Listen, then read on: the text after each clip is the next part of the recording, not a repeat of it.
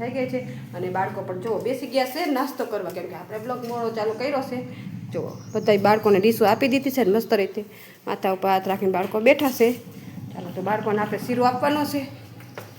તો જુઓ અહીંયા મસ્ત આપણે શીરો બનીને રેડી રાખ્યો છે. જુઓ એટલે આપણે બાળકોને આજ છે બુધવાર, તો જો આજ છે શીરો, દાળ ભાત શાક બનાવવાના છે. એ બપોરનો નાસ્તો છે, દાળ ભાત શાક અને શીરો. અત્યારનો સવારનો નાસ્તો છે. ચાલો બાળકોને આપણે શીરો આપી દઈએ. શીરો ખાવો ને? હાલો તો બધાને માથા ઉપર હાથ હો. ચાલો તો બાળકો બેસી ગયા છે, બાળકોને આપણે શીરો આપી દઈએ. ચાલો તો બધા બાળકોને ગરમ નાસ્તો આપી દીધો છે, એટલે કે શીરો આપી દીધો છે ને જો બાળકો એની મસ્તીમાં શીરો ખાવા પણ માંડ્યા છે. જો મસ્ત રીતે એન્જોય કરે છે એનો નાસ્તો. જો ચાલો તો બાળકો ખાય ત્યાં સુધીમાં આપણે દાળ ભાત શાક બાફવા મૂકવાના છે. તો એની પ્રોસેસ ચાલુ કરી દઈએ. ટીચર ગયા છે મમતા દિવસમાં. આજનો મમતા દિવસ છે, બુધવાર છે, એટલે એ મમતા દિવસમાં ગયા છે. એટલે બાળકોને ભણાવવાના પણ આપણે છે અને રસોઈ પણ આપણે જ બનાવવાની છે. તો ચાલો આપણે એની તૈયારી કરી નાખીએ. દાળ ભાત શાક બાફવા મૂકી દે, બાળકો નાસ્તો કરી લે ત્યાં સુધી, કેમ કે નાસ્તો કરી લે પછી થોડી ઘણી સાફ સફાઈ ને એ બધું રહે, તો આપણે એ પણ કરવાનું હોય. તો ચાલો દાળ ભાત મૂકી દે, બાળકો નાસ્તો કરી લે ત્યાં સુધી. ચાલો તો જો છોકરાઓને ગરમ નાસ્તો દઈ દીધો ને પાછા બાળકો એની રીતે બેસી ગયા છે. હવે બાળકોને આપણે ભણાવવાના છે. ભણવું છે ને? નાસ્તો કરી લીધો? નાસ્તામાં શું કર્યું? શીરો. સરસ. ચાલો તો ભણવું છે ને હવે આપણે? ચાલો તો છોકરાઓને આપણે થોડું ઘણું ભણાવી લઈએ અને થોડું ઘણું આપણે જે દાળ ભાતની તૈયારી કરવાની છે એ પણ કરીને કોને બોલાવવું છે? ચાલો તો આપણે બાળકોને છે ને બાળ ગીત ને વાર્તા ને એવું બધું કરવાનું છે. તો બાળકોને પૂછી જોઈએ કે વાર્તા કરવી છે કે ગીત ગાવા છે. ચાલો બાળકો, તમારે વાર્તા કરવી છે કે ગીત ગાવા છે? વાર્તા. તો વાર્તા કોણ કરાવશે? ઉચ્ચાંકી કરો જોઈ. તો આપણે શિયાળની અને ઊંટની વાર્તા કરવાની છે. કોણ કરશે? હાલો પૂર્વાભાઈ, તમે આવી જાઓ. હાલો તો પૂર્વાભાઈ છે ને વાર્તા કરશે મસ્તીની. મારું નામ પૂર્વા, હું શિયાળને ઊંટની વાર્તા કરીશ. મારું નામ એક મોટું જંગલ હતું. એમાં કેટલા બધા પ્રાણી રહેતા હતા અને ઊંટભાઈ ને શિયાળભાઈ રહેતા. જે ઊંટભાઈ જાય ને શિયાળભાઈ જાય, પછી શિયાળભાઈ જાય ને ઊંટભાઈ જાય. એક દિવસ શિયાળભાઈ ને શેરડી ખાવાનું મન થયું. ઊંટભાઈને કીધું કે ઊંટભાઈ મને તો શેરડી ખાવાનું મન થયું છે. તો ઊંટભાઈએ એવું કીધું કે હાલો ઓલી વાડીમાં જઈએ આપણે ભાઈ. તો ચાલ્યા ઓલી વાડીમાં. એક નદી આવી, પછી ઊંટભાઈએ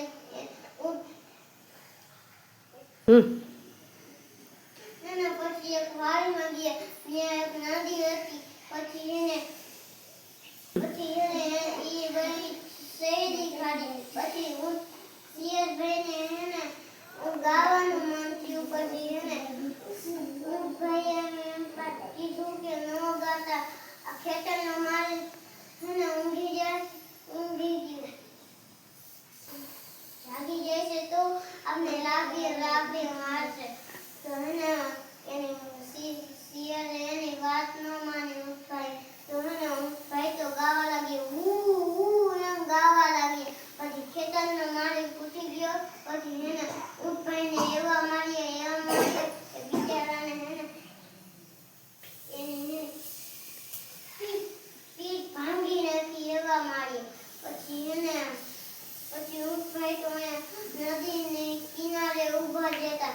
ત્યાં ઊંટભાઈ આવ્યા. તો ઊંટભાઈ તો કાંઈ બોલ્યા નહીં. પછી ઊંટભાઈને પીઠ ઉપર શિયાળભાઈને પીઠ ઉપર બેસાડીને નદીમાં ચાલવા લાગ્યા. નદી ઉતર્યા અને થોડે દૂર જતા ઊંટભાઈ એમ કીધું કે શિયાળભાઈને એમ કીધું કે શિયાળભાઈ મને તો નાવાનું મન થયું છે. તો શિયાળભાઈ એમ કીધું કે છે ને આ નાતા નહીં, અહીંયા હું ડૂબી જઈશ ને તો તણાઈ જઈશ. પછી ઊંટભાઈ આમ કરવા લાગ્યા. પછી શિયાળ ડૂબી ગયું. તણાતા ડૂબી ગયા. પછી ઊંટભાઈને દયા આવી એટલે શિયાળભાઈને બચાવી લીધા. તો ચાલો આમાંથી તમને શું જાણવા જઈરું ખબર છે? શું જાણવા જઈરું? જો શિયાળભાઈ છે ને એને બે ભાઈબંધ હોય તો આપણે કોક કહે કે આમ કરો માં તો આપણે કરવાનું નહીં, નકર પછી જ્યારે આપણો વારો આવે ને ત્યારે આપણી પર સાથે એવું જ થાય. એટલે કોઈને એવી રીતે હેરાન કરવાના. ચાલો તો મજા આવી બધાને વાર્તામાં? તો ફૂલ કરી દો. ફૂલ કેમ કરાય? ફૂલ કરો. ફૂલ કરો જોઈ. ફૂલ ફૂલ કરો. બધા ફૂલ કરો. તાળીઓ પાડો. Very good. ચાલો તો હવે છે ને માહીબેન આપણને બધાને માહીબેન છે તમને બધાને ગીત ગવડાવશે. શું ગવડાવશે? ગવડાવીને માહી. તો કેવું ગીત ગવડાવવાની છો? હાલો માહીબેન છે ને ઘોડા દોડાવવાનું ગીત ગવડાવશે. તમે બધા ગઈશો ને? Very good. ચાલો તો મસ્ત જો આમાં ભાત બાફા મૂકી દીધા છે અને આમાં દાળ અને બટાકા બાફા મૂકી દીધા છે. અહીંયા આપણે જો ટમેટા મસ્ત કટ કરી લીધા છે અને કોથમીર લીમડો બધું લઈ લીધું છે. આ દાળ વઘારવાનો મસાલો આપણે તૈયાર કરી નાખ્યો છે. દાળ ભાત બફાઈ ગયા છે, દાળ બફાઈ છે ને બટાકા પણ બફાઈ છે. ચાલો એની પ્રોસેસ થઈ ગઈ છે. આપણે ચાલો તો આપણી દાળ બફાઈ ગઈ છે ને અહીંયા મસ્ત જો આપણે વઘાર કરવા મૂકી દીધું છે તેલ અને અહીંયા મસ્ત દાળ ઉકાળવા મૂકી દીધી છે મસ્ત મીઠું નાખીને અને અહીંયા મસ્ત આપણે બટાકા બફાઈ ગયા છે. હવે એને ખોલવાના છે. ચાલો પહેલાં આપણે દાળ વઘાર નાખી પછી બટાકાનું શાક બનાવી નાખી. ચાલો તો બાળકોને જો ગરમ નાસ્તો આપી દીધો છે એની મસ્તીમાં દાળ ભાત શાક ખાઈ રહ્યા છે. જો